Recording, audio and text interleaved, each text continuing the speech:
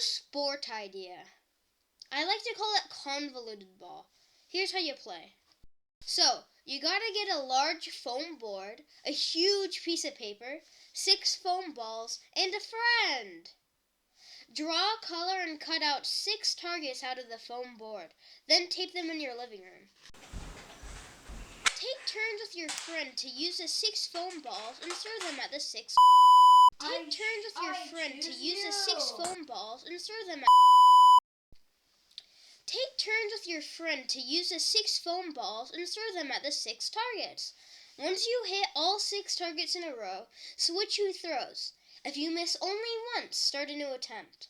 Make sure to keep track of how long it takes in seconds to hit all 6 targets during the winning attempt, the amount of attempts to hit all the targets, and the total time.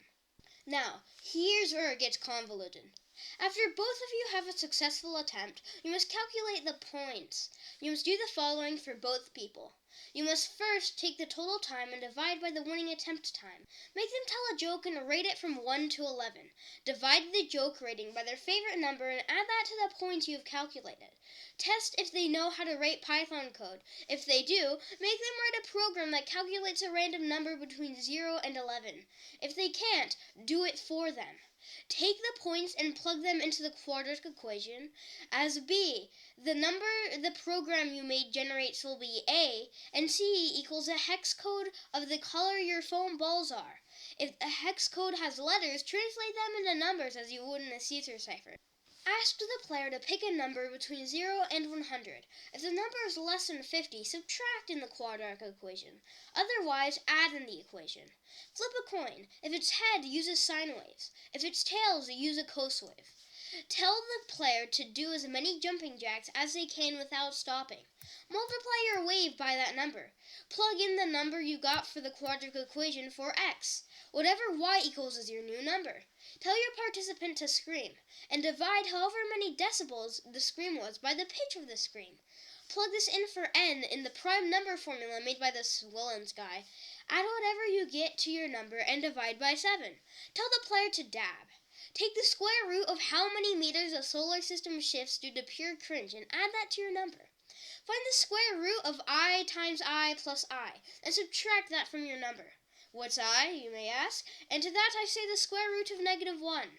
Take the player's preferred rice and the average accuracy of a stormtrooper divided by the amount of V-Bucks the player rounded to the nearest hundredth, and find the amount of cups of water to cook it.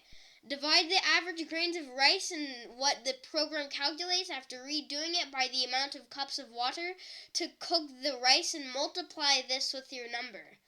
Create Schrodinger's cat and make it create time travel without directly observing it.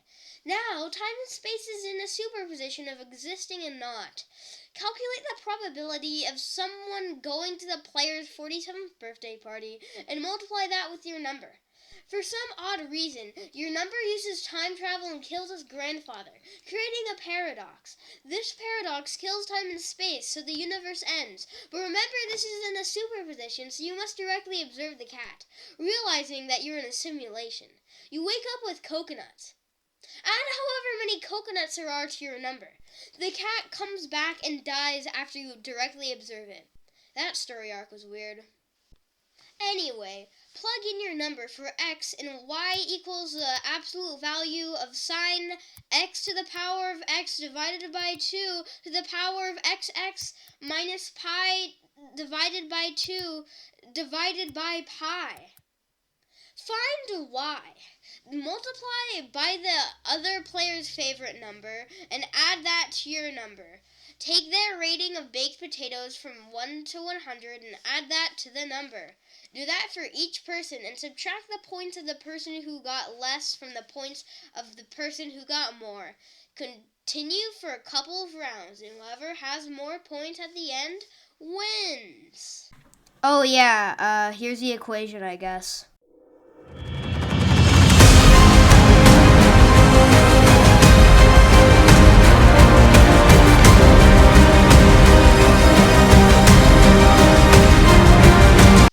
Hope you liked my sport, convoluted ball.